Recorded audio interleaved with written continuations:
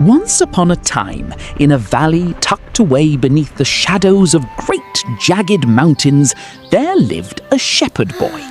Now, this boy had one job and one job only: to sit on the hillside from sunrise to sunset and watch over the village sheep. Sounds peaceful, right? Wrong! To a young boy with an overactive imagination, it was the most mind-numbing, bone-dry, boring chore in the entire world. Day after day, it was just him, the grass, and the sheep. And let's be honest, sheep aren't exactly thrilling conversationalists. One afternoon, as he stared at the fluffy white blobs eating grass for the 100th hour in a row, a dark glint of mischief sparked in his eye. He thought to himself, why should I be the only one bored out of my mind? He took a deep breath, stood on a massive boulder, and screamed at the top of his lungs toward the valley below. Wolf! Wolf! The wolf is chasing the sheep! Down in the village, the blacksmith dropped his hammer, the baker abandoned his dough, the villagers grabbed rakes, axes and pitchforks, running up the hill, panting and sweating, ready to fight to the death to save their livelihood. But when they reached the top, there was no wolf. You shouldn't have done that. There was only the boy, doubled over, clutching his stomach, laughing so hard that tears streamed down his face. You actually fell for it. The villagers were furious. Don't waste your breath crying wolf, boy, when there is no wolf, they grumbled, trekking back down the hill, muttering curses under their breath. The boy just wiped his eyes and smiled. It was the most fun he'd had all year. A few days later, the boredom crept back. The silence of the hillside felt heavier. The temptation? Irresistible. Once again, he stood on the boulder.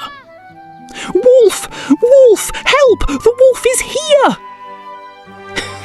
Let's see if they fall for And it. can you believe it? It worked again!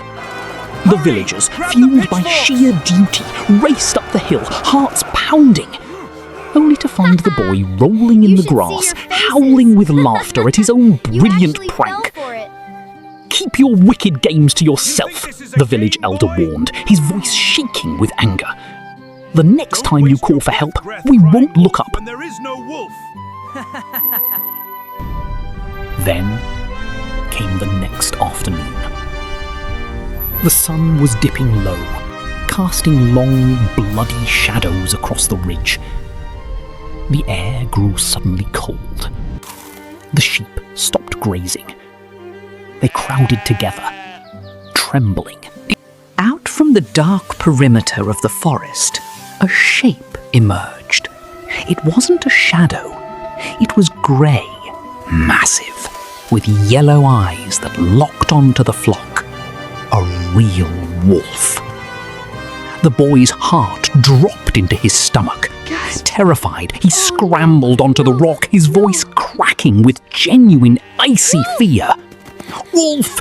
Wolf! Please, God, wolf! It's real! Help me! Wolf! It's real! Down in the village, the people heard the cries. But this time, they didn't drop their hammers. They didn't leave their dough. They just shook their heads. The boy is playing his foolish games again, they said to one another. He won't fool us a third time. No one came. The boy could only watch in terror as the wolf scattered the flock, destroying everything he was supposed to protect. By sunset, the hillside was silent once more. An old man from the village eventually walked up the hill to find the boy weeping in the dirt. The old man knelt beside him, placed a hand on his shoulder, and spoke the words that would echo in the boy's mind for the rest of his days. Nobody believes believes a liar, even when they are telling even the when they truth. are telling the truth.